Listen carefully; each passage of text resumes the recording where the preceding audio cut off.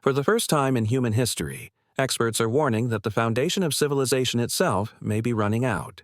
Not energy, not water, soil. The thin, fragile skin covering Earth's surface, just a few inches deep in most regions, is what feeds every society, every economy, and every future generation. Here's what nobody tells you. If the estimates some analysts reference are correct, the world may have only 60 harvests left before the topsoil that sustains global agriculture collapses. Not in a distant geological epoch, in the lifetime of children alive today. This isn't an environmental story. It's a power story, a geopolitical story, a story about the mechanism that has quietly determined the rise and fall of empires for 10,000 years. And here's why this matters. Without fertile soil, money loses meaning, markets lose structure, and food systems fail. A society can survive recession, conflict, even political turmoil, but it cannot survive the death of its harvests. To understand how we reached this moment, we begin with a pattern that has repeated across civilizations. The earliest example comes from ancient Sumer, around 2200 BCE, when irrigation transformed desert plains into agricultural superpowers. But prosperity hid the trap. Salt accumulated in the soil year after year. Wheat yields fell. Then barley yields collapsed. Analysts looking back argue that the empire didn't just decline, it exhausted the ground beneath it. This is where the pattern begins. Abundance leading to extraction, extraction leading to soil fatigue leading to collapse. Fast forward to the Mayan civilization around the 9th century. Their cities thrived in dense tropical forests, but as populations grew, they cut deeper into the land. Deforestation accelerated erosion. When climate patterns shifted, the exposed soil could no longer hold moisture. Food systems faltered, populations scattered, and the empire's core fractured. The danger wasn't what they saw, it was what they ignored. Then there is the Dust Bowl of the 1930s, the most documented case of soil destruction in modern history. Farmers plowed millions of acres of prairie grass, believing the land would provide forever. For a while, it looked like a miracle. Then the bill arrived. Drought hardened the exposed soil into dust. Winds ripped it from the ground in storms that turned noon into midnight. Crops died. Families fled. Entire towns emptied. Here's what nobody tells you. The Dust Bowl wasn't a natural disaster. It was a human-engineered collapse. Across thousands of years, the pattern is unmistakable. Civilizations grow powerful when they maintain their soil. They fall when they lose it. What makes the present moment unprecedented is scale. For the first time, it's not one kingdom or one region facing soil decline. Analysts suggest it's the entire planet. Industrial agriculture, deforestation, overgrazing, chemical inputs, and climate disruptions are degrading soil faster than it can regenerate. Scientists warn that creating 1 inch of fertile topsoil can take 500 years, and some argue the process can take far longer depending on climate and geological conditions. Losing that same inch can take a season. Here's why this matters. Most agricultural topsoil is not a renewable resource on human timescales. When it's gone, societies don't have centuries to wait. They are forced into crisis, economic, political, and humanitarian. Today, satellite data reveals rivers carrying away soil into the sea. Windstorms lift the top layer from overworked fields. Monocropped lands weaken and crack. Fertilizers replace nutrients, but they do not build soil. They merely keep plants alive long enough to harvest. It is the illusion of productivity hiding the decline underneath. Some economists argue that we are living through a silent depletion crisis, one that mirrors the early stages of historical collapses but now affects billions. And if the 60 harvests scenario proves valid, the countdown has already begun. Let me show you exactly how the mechanism works. Soil thrives when it is alive, with fungi, microorganisms, insects, organic matter, and stable structures capable of holding water. But industrial farming, despite its enormous productivity, often disrupts these systems. Deep plowing exposes soil to oxygen, speeding decomposition. Chemical pesticides kill microbial communities. Monocropping drains specific nutrients again and again. Irrigation, essential for crops, can lead to salinization over time. Not farming, extraction.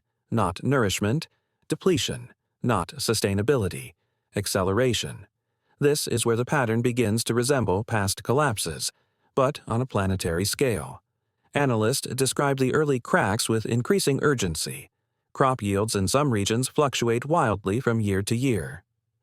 Desertification expands across Africa, the Middle East, India, China, and parts of the Americas. Water scarcity interacts with soil degradation, creating a dual threat. The land dries out and the soil crumbles. Farmers rely on more inputs, fertilizer, irrigation, machinery, to maintain growth. But here's the trap. These interventions slow decline temporarily but accelerate it long-term. Everyone thought they were safe. They weren't. In the last half-century, global food production soared because of mechanization and chemical enhancements. But nearly one-third of the world's soils are considered degraded today if some estimates are accurate. If this pattern applies to the coming decades, it implies that economic stability, built on predictable food systems, may become fragile. Nations with strong soil resources could gain geopolitical leverage. Nations with depleted lands could face food insecurity, mass migration, and political volatility. Here's what nobody tells you. Topsoil is the world's most valuable resource, more critical than oil, gas, gold, or rare earth metals. Because oil builds economies. Soil keeps them alive. Consider Europe. Analysts warn that nearly half of European soils may have lost significant organic matter.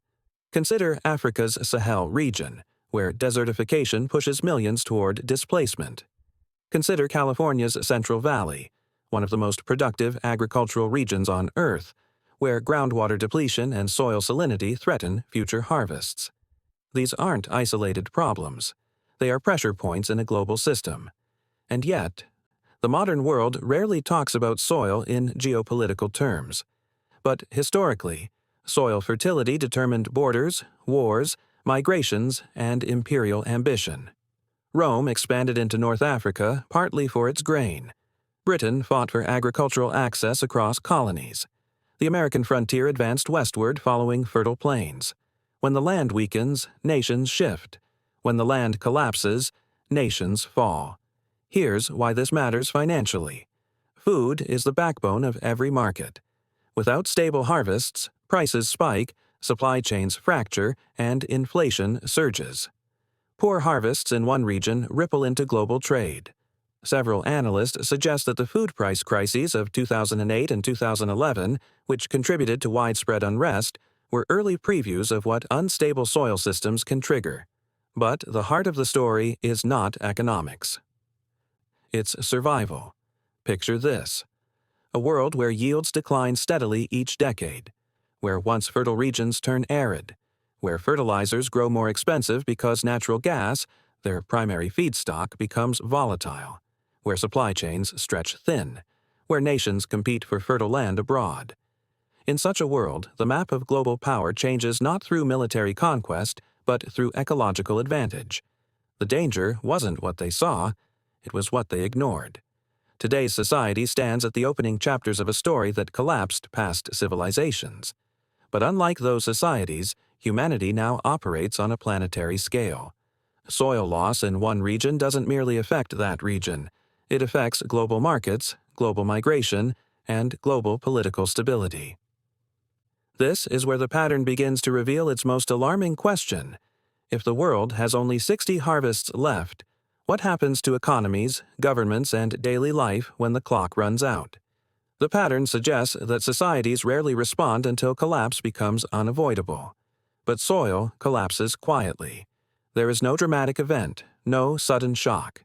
Decline arrives slowly, invisibly, until one day a harvest fails, and then another.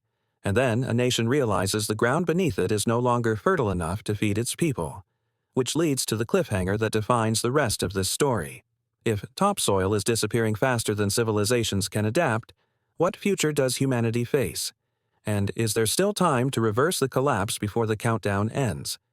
To understand where the world stands in this unfolding crisis, we must connect the past to the present, because every civilization that lost its soil entered the same sequence of decline.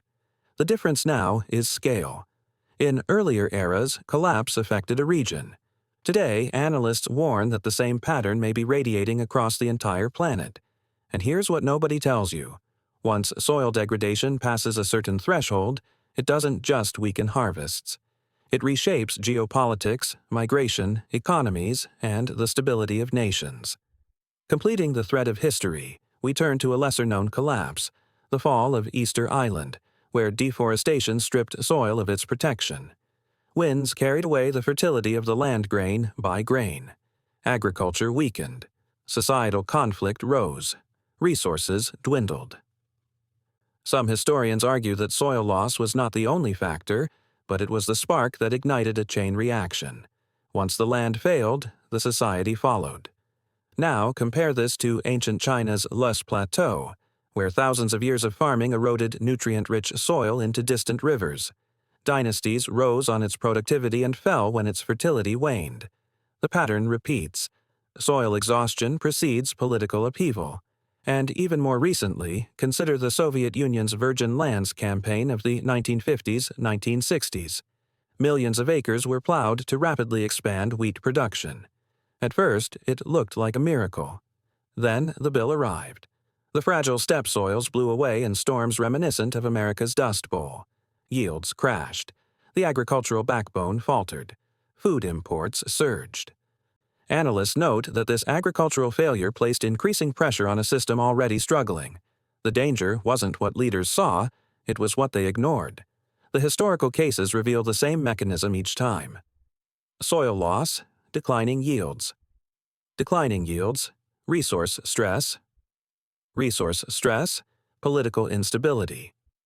Instability, collapse or transformation. But now the pattern extends globally, and the modern world depends on a supply chain far more fragile than any ancient empire. To grasp what comes next, we apply this framework to today's world, using conditional language, as the situation remains fluid and deeply complex. Some experts argue that global agriculture may now be transitioning into stage 3 of the resource collapse cycle, systemic destabilization. This doesn't look like famine. It looks like unpredictability. Some regions flood while others burn. Crops succeed one year and fail the next. Yields hold steady only through increasingly intensive inputs: water, fertilizers, pesticides, mechanization. The system still works, but only because humans are propping it up with extraordinary effort. Here's what nobody tells you. When a system requires more energy to sustain itself than it produces, collapse is only a matter of timing. The world's agricultural heartlands, India's Punjab, the American Midwest, Brazil's Cerrado, China's North Plain, and Europe's breadbaskets, all show stress signals. Analysts suggest that if the estimated rate of topsoil loss continues, the world could slide toward a future where harvests are no longer reliable enough to support current populations. Here's the mechanism. Topsoil is disappearing. Groundwater is withdrawing. Climate volatility is increasing. Inputs are becoming more expensive, and yields must continue rising to feed 8 billion people. Not stability. Stress, not abundance. Acceleration, not sustainability. Extraction. As soil fertility declines, wealthier nations compensate with technology and chemicals, but poorer regions cannot. This imbalance creates geopolitical fault lines. If this pattern applies to the coming decades, analysts foresee the rise of soil powers, nations whose agricultural resilience becomes a strategic advantage. Countries with deep, replenishable soil reserves may gain leverage much like oil-rich nations did in the 20th century. Meanwhile, regions facing rapid soil loss could encounter humanitarian strain, food dependency, deserts, or political unrest. The connection between soil and conflict is not hypothetical. Some economists argue that food price spikes contributed to the upheavals of 2008 and 2011. If soil degradation continues, such disruptions could become more frequent. Let me show you exactly how the dominoes fall. A region loses topsoil. Yields decrease. Food prices rise. Governments subsidize imports. Budgets strain. Social tension increases. Migration grows. Nations destabilize. This is not speculation. It's a pattern documented across multiple historical collapses. Some scientists warn that North Africa, the Middle East, parts of South Asia, and the American Southwest may be early entrants into a soil-water scarcity loop that accelerates decline. If topsoil can no longer regenerate fast enough to replace losses, agriculture becomes a diminishing return system. When that tipping point is crossed, collapse becomes structural, not cyclical. Here's the trap. Soil degradation happens slowly, then suddenly. For decades, everything seems manageable. Then, one season, the harvest fails. Then another, and the system breaks. This is where analysts outline 3 possible future scenarios. None are guaranteed, but all reflect what may unfold depending on humanity's next choices. Scenario 1. Regenerative transformation, soft landing. In this pathway, nations shift rapidly toward regenerative practices. No-till farming, agroforestry, crop rotation, cover cropping, composting, water restoration, and microbial soil rebuilding. Instead of extraction, agriculture becomes regeneration. Soil carbon rises, fertility stabilizes. Yields become more resilient. Food systems decentralize, reducing global vulnerability. This future requires coordinated policy, economic incentives, and public awareness. It is possible, but only if adopted before the decline surpasses recovery limits. Scenario 2. Partial food system. Failure, patchwork collapse. Some regions adapt, others don't. Food shocks become recurrent. Wealthier nations secure supply chains, while poorer regions face shortages. Migration increases. Agricultural zones shift northward. Traditional breadbaskets lose productivity. The world enters a century of economic volatility shaped by unpredictable harvests. This scenario mirrors historical collapses, but magnified across continents. Scenario 3. Global agricultural reset, hard break. In this scenario, degradation outpaces regeneration. Soil fertility plunges. Global yields drop consistently over multiple decades. Food scarcity becomes chronic. Nations restrict exports.